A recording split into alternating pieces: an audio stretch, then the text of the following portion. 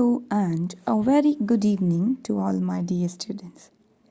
Dear students, today I will teach you about the third category of elasticity of demand, that is the cross elasticity of demand.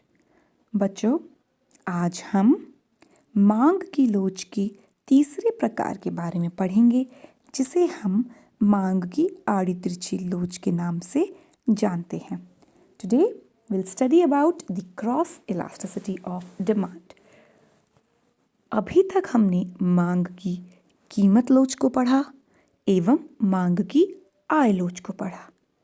We have already studied about the price elasticity of demand and income elasticity of demand.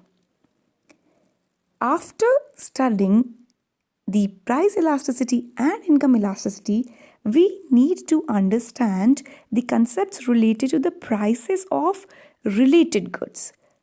कीमत लोच एवं आय लोच को पढ़ने के पश्चात हमें संबंधित वस्तुओं की कीमत में परिवर्तन के फलस्वरूप मांग मात्रा में पड़ने वाले परिवर्तन को भी समझना होगा और उसको समझने के लिए हमें क्रॉस इलास्टिसिटी के बारे में जानकारी प्राप्त करनी होगी. So, let us all start our today's discussion about the cross elasticity of demand. Before delving into the details of the concept, we need to understand the basics and we'll try to find out the definition of cross elasticity of demand. मांग की आड़ी तिरछी लोच को समझने के पूर्व हमें इसकी विस्तृत जानकारी प्राप्त करने के पूर्व एक परिभाषा को समझना होगा कि ये विषय क्या है और ये टॉपिक क्या है. The measure of responsiveness of the demand for a good towards the change in the price of a related good is called cross price elasticity of demand. It is always measured in percentage terms. देखो बच्चों, मांग की आड़ी तिरछी लोच किसी वस्तु, यहाँ पर हम बात करेंगे संबंधित वस्तु की कीमत में पड़ने वाले या आने वाले परिवर्तन के फलस्वरूप मांग मात्रा में होने वाले परिवर्तन को मापता है. ठीक है. So it is the responsiveness of the change in the price of related good on the quantity demanded of a good. ठीक है, बहुत बेसिक है लेकिन थोड़ा सा इसे समझने की ज़रूरत है. कहने को ये भी कीमत लोच ही है. This is also price elasticity but here the same good is not being affected. यहाँ पर उसी वस्तु की कीमत में परिवर्तन के कारण मांग मात्रा में परिवर्तन नहीं होगा, अन्यथा किसी अन्य वस्तु की कीमत या जिसे हम कहेंगे संबंधित वस्तु की कीमत में परिवर्तन के फलस्वरूप मांग मात्रा में परिवर्तन आएगा. ठीक है, तो उस अकॉर्डिंग इसे समझना होगा. और अगर क्रॉस इलास्टिसिटी को हम डिफाइन करें तो percentage change in the price of a related good to the percentage change in the quantity demanded. Okay, then अब इसे हमें और विस्तृत रूप से अगर मैं कहूँ तो विद द कंजम्पशन बिहेवियर, अगर हम इसे कंजम्पशन बिहेवियर के रूप में लें, with the consumption behaviour being related, the change in the price of a related good leads to a change in the demand of another good. देखो, अगर बात की जाए उपभोक्ता के उपभोग व्यवहार की, तो हमें ये पता है कि संबंधित वस्तुओं का प्रभाव पड़ता है एक दूसरे पर. ठीक है, the goods are related to each other and they show some impact on the consumption behavior and the quantity purchased or the quantity demanded also.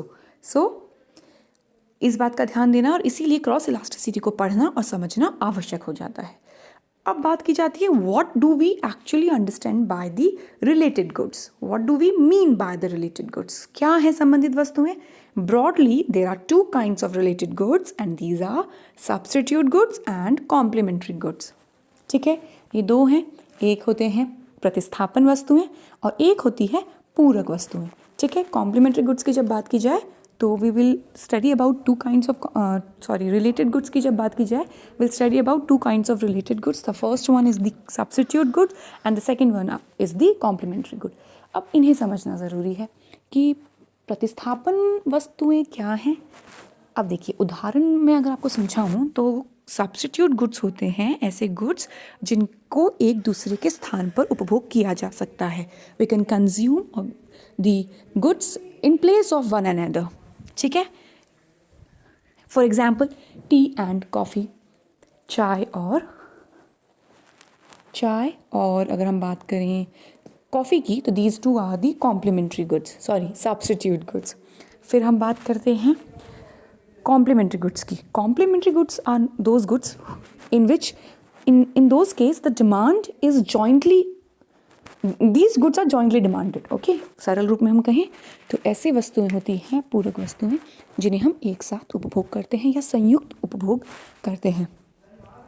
अब हम बात करते हैं इन दोनों गुड्स के इम्पैक्ट की कीमत के चेंज के कारण इलास्टिसिटीज़ पर, या हम कहें इलास्टिसिटी को ही समझते हैं.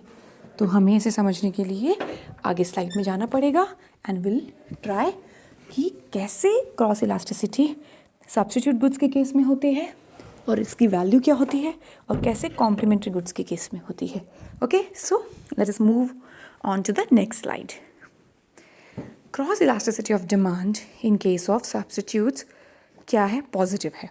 अब कैसे है वो मैं आपको अभी बताऊंगी. विल से प्रतिस्थापन वस्तुएं. प्रतिस्थापन वस्तुओं के संदर्भ में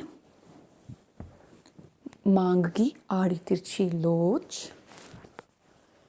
धनात्मक होगी. Cross elasticity of demand will be positive in case of substitutes. कैसे? देखिए, उदाहरण हम लेते हैं. चाय और कॉफ़ी का ही एक उदाहरण मैं ले लेती हूँ. चाय की कीमत में कोई परिवर्तन नहीं है बाज़ार में, और उपभोक्ता चाय की कुछ मात्रा का उपभोग कर रहा है. सपोज़ बाज़ार में कॉफ़ी की कीमत बढ़ गई. पहले की तुलना में कॉफ़ी की कीमत में वृद्धि हो गई. जब कॉफ़ी की कीमत में वृद्धि हुई तो उसके फलस्वरूप चाय की कीमत में कोई परिवर्तन न आने के बजाय भी चाय की मांग मात्रा बढ़ जाएगी. कैसे? क्योंकि कॉफ़ी महंगी हो गई है, इसलिए उपभोक्ता की प्रवृत्ति या रुचि या रुझान चाय की तरफ बढ़ेगा. चाय की कीमत में कोई परिवर्तन नहीं आया, फिर भी चाय की मांग मात्रा बढ़ गई. अब देखो, कॉफ़ी की कीमत में वृद्धि और चाय की मांग में वृद्धि एक ही दिशा में बढ़ रहे हैं. They are showing the same changes, that is the increase. ठीक है. सो in spite of there's no change in the price of tea, the quantity purchased or quantity demanded of tea increases with the increase in price of coffee. ठीक है. तो same दिशा में सही एक ही direction में जा रहे हैं. ओके.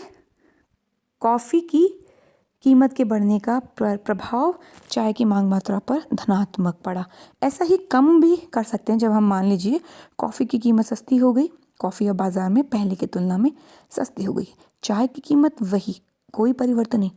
अब चाय की मांग मात्रा कम हो जाएगी क्योंकि उपभोक्ता की रुचि, उसका प्रवृत्ति, उसका रुझान कॉफ़ी की तरफ जाएगा, क्योंकि चाय की तुलना में कॉफ़ी अब उसे सस्ती दिख रही है और उसकी क्रय शक्ति उसको खरीदने के लिए ज़्यादा है. तो यहाँ पर भी सेम दिशा, कॉफ़ी की कीमत का गिरना और चाय की मांग मात्रा का गिरना एक ही दिशा में है. So they are showing direct relationship, or we can say they are showing the direct changes, same changes in the same direction. So these are showing the positive cross elasticity of demand. अब देखते हैं. On the other hand, in case the goods are complementary in nature like pen and ink, then the cross elasticity will be negative. अब देखिए, मान लीजिए अगर वस्तुएं पूरक हैं जैसे कि पेन और स्याही, तो मांग की आड़ी तिरछी लोच ऋणात्मक होगी. कैसे? एग्जाम्पल लेते हैं हम एक. देखो बच्चों, demand for ink will decrease. Ink के लिए मांग कम हो जाएगी अगर पेन की कीमत में वृद्धि हो गई। सपोज इंक और पेन दो चीज़ें हैं। इंक की कीमत में कोई परिवर्तन नहीं आया, लेकिन बाज़ार में पेन की कीमत बढ़ गई। बाज़ार में पेन की कीमत बढ़ने के कारण इंक की मांग अब कम कर दी जाएगी। और सेम, अगर पेन सस्ता हो गया तो इंक की डिमांड बढ़ा दी जाएगी। तो यहाँ पर क्या हुआ, विपरीत दिशा में परिवर्तन परिलक्षित हो रहे हैं। Okay, the changes are showing inverse relationship, और we can say they are going in inverse direction. So this is called the negative cross elasticity of demand.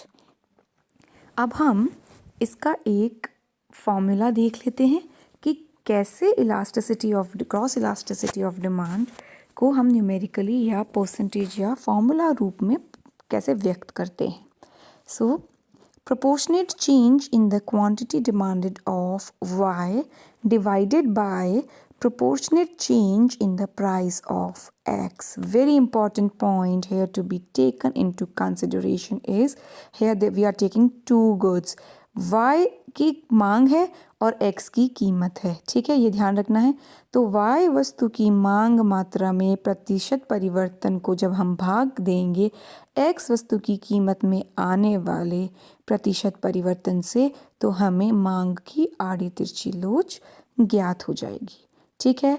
तो ये फॉर्मूला देखने में तो कीमत लोच की तरह ही है, बस यहाँ पर दो वस्तुएं हैं, एक वस्तु Y है, एक वस्तु X है, और ये दोनों वस्तुएं एक दूसरे के से संबंधित है। या तो ये वस्तुएं प्रतिस्थापन वस्तुएं हैं या ये पूरक हैं। So the formula here is almost equal to or just like the formula for price elasticity of demand. Here the only difference is we are taking two goods, and these two goods are related goods. Either they are substitute to each other, or we can say they are complement also. Okay, so this is all about your cross elasticity. थोड़ा सा इसकी परिभाषा और है, वो हम देख लेते हैं। फिर उसके बाद मैं आपको टाइप्स और इसके आगे की चीज़ें नेक्स्ट क्लास में पढ़ाऊँगी। ओके, सो अभी हम इसके आगे की डेफिनेशंस और इसके टाइप्स को नेक्स्ट क्लास में लेते हैं, या फिर एक बार डेफिनेशन हम देख लेते हैं सिर्फ। The cross elasticity of demand is the proportional change in the quantity of X good demanded resulting from a given relative change in the price of a related good Y. An economist Ferguson has defined it in this way. इसे एक अर्थशास्त्री ने इस रूप में परिभाषित किया है। Then we can say the cross elasticity of demand is a measure of the responsiveness of purchases of Y to change in the price of X. So this is also a definition. Then in case the two goods are substitutes for each other like tea and coffee, the cross elasticity will be positive. That is, if the price of coffee increases, the demand for tea also increases. Very simple, I've explained you about it. Then on the other hand, if the two goods are complementary in nature like pen and ink, then the cross elasticity will be negative. That is, demand for ink will decrease if prices of pen increases or vice versa. So this is all about the basics of your cross elasticity of demand. We'll try to find out the types in the next video. Thank you so much for listening to this video.